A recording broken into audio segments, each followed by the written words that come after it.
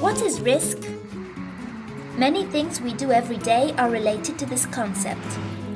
Consider, for example, how football coaches line up a greater number of attackers hoping to score a few more goals, even though this increases the risk of incurring goals by the opponents.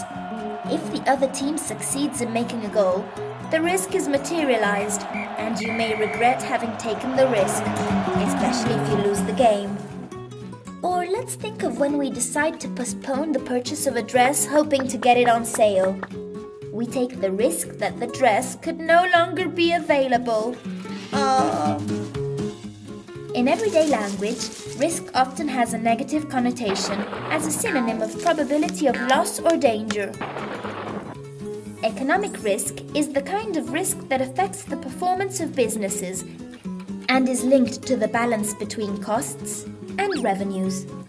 The risk is taken because of profit is expected. Hence, you want to implement actions whose final outcome is only partially predictable and which would allow revenues to exceed the costs. Therefore, to evaluate the risk, you should always take into account the presumed counterpart, or rather the return expected. For the investor, the return is the increase or reduction of what is invested.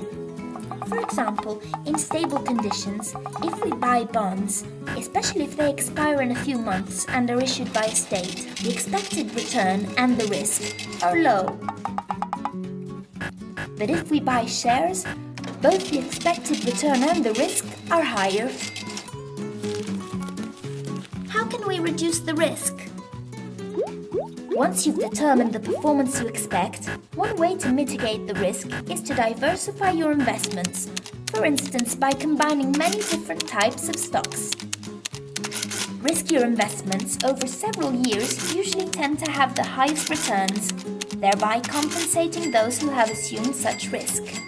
Inefficient markets, in which the prices of securities take into account all public or private information available, for the investor, the risk is related to the expectation of return.